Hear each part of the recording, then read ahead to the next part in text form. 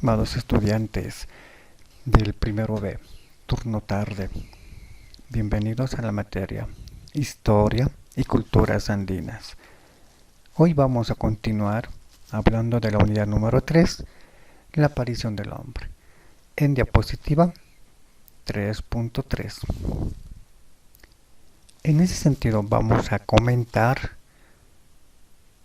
siguiendo la especie Australopithecus, también hace su aparición el Australopithecus sediba, lo último en especie de los Australopithecus, cuyos rasgos son muy similar al de los primates.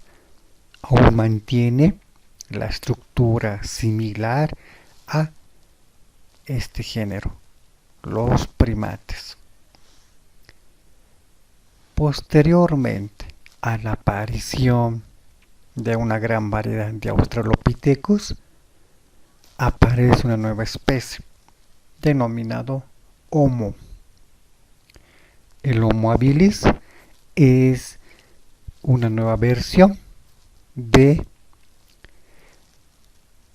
características muy diferentes a los Australopithecus, pero que con esta nueva especie va a iniciarse un conjunto nuevo de elementos, rasgos de una nueva especie que van a determinar el desarrollo del cerebro.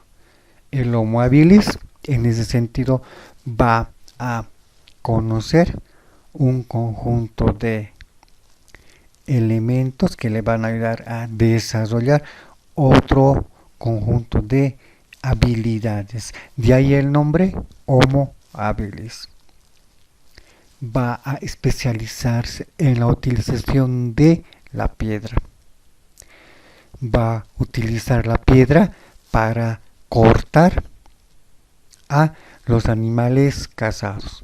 El Homo rudolfensis, por su parte, va a perfeccionar a la piedra como herramienta de corte, como herramienta para poder defenderse de animales. El Homo ergaster va a seguir la línea del Homo habilis, Homo rudolfensis, en la utilización de la piedra como su principal herramienta. Es así que posterior a ellos aparece el Homo erectus en África, en Asia y Europa. A diferencia de los anteriores, el Homo erectus va a mantener su dieta en base a la alimentación de raíces, frutos, carne, pero ya no carne cruda. Ahora, a partir de el descubrimiento de las propiedades del fuego, va a utilizar el fuego para la cocción de la carne. Es decir, la carne que va a ingerir ya no será carne cruda, será carne cocida. Y otro rasgo importante, el Homo erectus va a caminar más erguido, con mayor prolongación. De ahí el nombre Homo erectus. Y posteriormente, después de Europa, va a posicionarse en la región de la península ibérica. Dicho de otra manera, España, Portugal, Francia. Y aparece el Homo floresiensis, o también denominado Homo enano, por su baja estatura.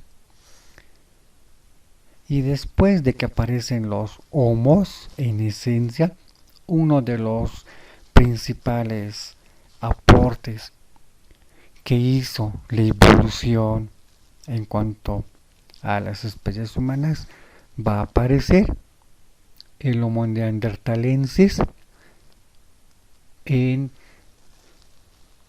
gran parte de Europa, cuyo origen es el África, y su asentamiento en Europa va a marcar por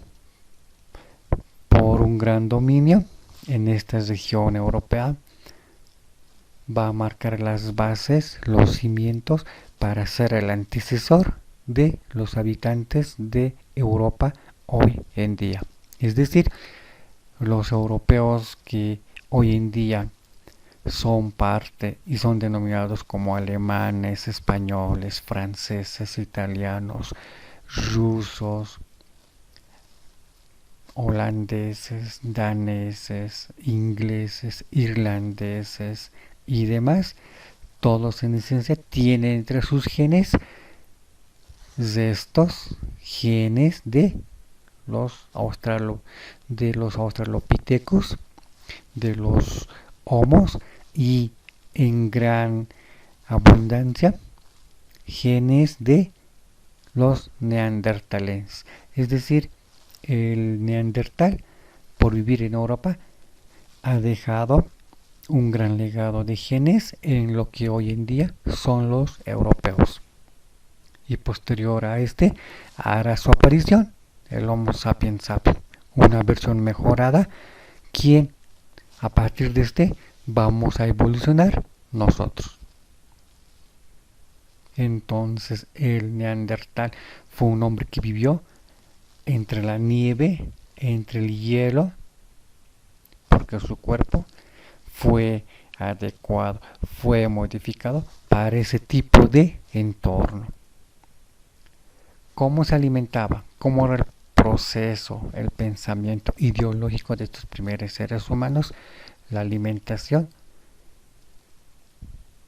de comer raíces, frutos, pasó a comer carne por los nutrientes que éste les proveía, carne cruda, hasta que fue el Homo erectus quien empezó a utilizar el fuego en la cocción de la carne, y a partir de ese momento la carne consumida ya no es carne cruda, es carne cocida. En este cuadro podemos entender cómo el hombre fue evolucionando, cómo el hombre pasó de ser un hombre de los árboles, pasó a ser un hombre de la tierra a través del proceso del bipedismo. Un factor importante para que el hombre llegue a desarrollar su cerebro y todo el conjunto de sus órganos y organismo en esencia fue, como nos muestra la imagen en la parte superior derecha, la de poder sobrevivir al ataque de animales como los felinos, fieras, toda vez que estos los cazaban para poder alimentarse. Y la naturaleza también marcó un punto decisivo en la evolución del hombre. Así como la naturaleza iba cambiando constantemente, obligó a que las nuevas especies de homínidos tengan que generar cuerpos más aptos al nuevo entorno natural. Así como cuando aparecieron los mamuts, quien pudo sobrevivir en este momento de nieve y de hielo fue el neandertal, porque su cuerpo fue apto, propicio para las bajas temperaturas y el desenvolvimiento entre la nieve y el hielo. Es en ese sentido que un rasgo importante en el desarrollo es la evolución del cerebro. A partir de ese cambio, el cráneo empezó a presentar cambios en dimensión. Así también podemos encontrar la estatura. El Australopithecus en esencia era un ser humano con estatura promedio de 1 metro, 1,30. El Homo erectus, por su parte, llegó a tener una mayor estatura de 1,80 m. Con el Homo neandertal se perdió 10 centímetros y los mismos se recuperó con el Homo sapiens sapiens. El cerebro fue otro rasgo muy importante en este proceso de evolución. Desde el Ardipithecus ramidus hasta el Homo sapiens sapiens se ha seguido un conjunto de modificaciones en la parte de la cabeza, en el cráneo, toda vez que el cerebro fue también aumentando de tamaño, lo que obligó al cráneo a que tenga que evolucionar en mayor tamaño, tal y como nos muestra los diferentes tipos de cráneo, hasta llegar al Homo sapiens. La estatura, los recalco una vez más, fue un rasgo que marcó la diferencia. Los australopithecus, los primates del sur, con un promedio de 1,20 a 1,30 metros, es decir, 1 metro con 20 o 30 centímetros.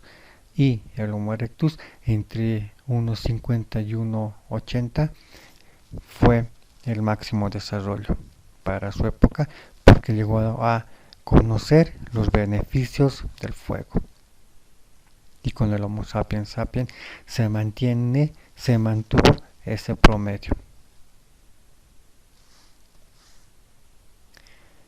Es así que en esencia podemos señalar que en todo el proceso de la evolución, partiendo como el inicio, desde un primate ha pasado el hombre por un proceso como los australopithecus, los homos con otro desarrollo mayor, terminando en el Homo sapiens sapiens, mostrándonos que la evolución no va a terminar con nosotros, sino que a partir de nosotros vamos a seguir generando un nuevo modelo de ser humano. Toda vez que la dinamicidad de la evolución no es absoluta, es concreta. Es así que Patricia Navalón, por ejemplo, nos señala que el hombre no es una criatura que mantiene una evolución absoluta, sino que mantiene una evolución relativa, porque en función a la naturaleza va a ir cambiando, va a ir generando ese nuevo factor que nos va a condicionar el planeta para que nosotros podamos adecuarnos a esa nueva forma de ecosistema. O nos adecuamos o nos extinguimos, tal y como pasó con todas las especies señaladas. Con eso termino la clase de hoy. Abríguense, cuídense, Dios los bendiga.